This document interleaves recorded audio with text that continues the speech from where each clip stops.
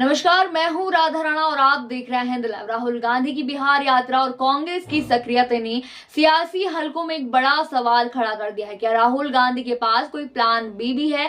अगर लालू यादव ने झटका दे दिया तो क्योंकि मौजूदा हालात यही इशारा कर रहे हैं कि बिहार में कांग्रेस सिर्फ महागठबंधन पर निर्भर नहीं रहना चाहती, बल्कि वह खुद को एक विकल्प के तौर पर स्थापित करने में जुट गई है। जी हाँ, राहुल गांधी का हालिया बिहार दौरा, उनकी पद यात्रा, आरक्षण और जातीय जनगणना को लेकर उठाए गए मुद्दे और पार्टी के अंदरूनी ढांचे में किए गए बदलाव इस बात की पुष्टि करते हैं कि कांग्रेस अपनी रणनीति के साथ आगे बढ़ रही है। राहुल गांधी की सक्रियता बता रही है कि वह एक वैकल्पिक रास्ता भी तैयार कर चुके हैं। जी हाँ, अगर महागठबंधन में दरार आती है या आरजेडी से सहमति नहीं बनती है तो राहुल गांधी ने इस बार बेगूसराय पहुंचकर न सिर्फ पदयात्रा की है बल्कि कन्हैया कुमार को भी खुलकर समर्थन दिया है, जो खुद एक समय सीपीआई से जुड़े हुए थे और अब कांग्रेस में है। लालू यादव की नजर इस पर जरूर होगी कि राहुल गांधी कैसे धीरे धीरे अपने पत्ते खोल रहे हैं, खासकर जब पप्पू यादव जैसे नेता बिहार कांग्रेस अध्यक्ष को मुख्यमंत्री पद का चेहरा बनाने की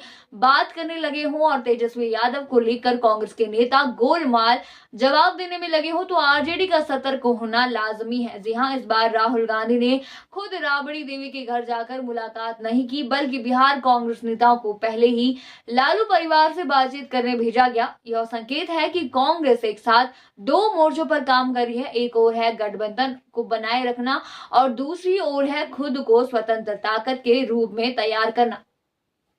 जी हाँ, कांग्रेस के लिए बिहार एक कठिन राज्य रहा है, लेकिन राहुल गांधी समझ चुके हैं कि अगर पार्टी को फिर से मजबूत करना है तो केवल समझौते और न्यूनतम सीटों पर लड़ने की नीति से काम नहीं चलेगा। इसलिए उन्होंने कांग्रेस को सामाजिक समीकरणों के हिसाब से फिर से खड़ा करने की कोशिश की है। जी हाँ, दलित और पिछड़े वोटर्स को जोड़ने के लिए उन्होंने अखिलेश प्रसाद सिंह को हटाकर राजेश कुमार को प्रदेश अध्यक्ष बनाया है, जो खुद एक दलित चेहरा है। राहुल गांधी का यह दाव साफ संकेत है कि वह अब कांग्रेस को एक सामाजिक न्याय की पार्टी के रूप में फिर से पेश करना चाहते हैं। जी हाँ, अगर इतिहास की बात करें तो 2010 में कांग्रेस ने बिहार विधानसभा चुनाव अकेले लड़ा था और उसे लगभग 8% वोट मिले थे। जी हाँ, इसके बाद 2015 और 2020 में कांग्रेस ने आरजेडी के साथ मिलकर चुनाव लड़ा और तब उसे सीटों का फायदा भी मिला, लेकिन प्रदर्शन खास नहीं रहा। 2020 में कांग्रेस के कमजोर स्ट्राइक रेट को लेकर तेजस्वी यादव और आरजेडी के नेता कई बार नाराजगी जता चुके हैं। अब कांग्रेस कह रही है कि 2020 नहीं बल्कि 2024 के लोकसभा चुनाव के सीटों के बंटवारे का आधार बनाया जाए। लोकसभा में कांग्रेस ने 9 सीटों पर चुनाव लड़ा और 3 सीटें जीती, जबकि आरजेडी ने 23 सीटों में से 4 पर जीत हासिल की थी।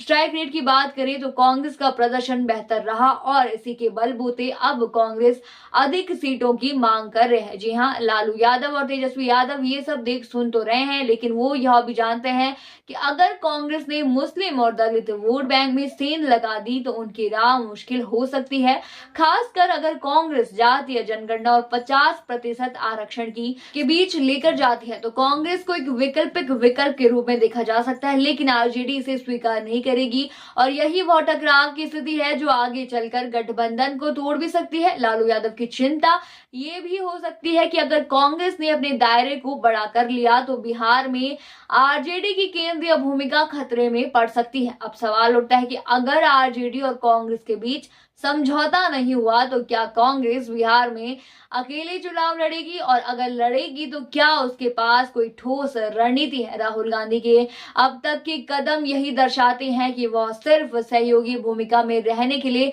तैयार नहीं है, वह अब कांग्रेस को निर्णायक भूमिका में देखना चाहते हैं। आप क्या सोचते हैं इस पूरे मुद्दे पर? हमें कमेंट सेक्शन में जरूर बताइए और बने रहिए हिंद लाइव के साथ। साथ ही चैनल को सब्सक्राइब करना ना भूलें और हमारे फेसबुक और वेबसाइट के साथ भी जरूर जुड़ें।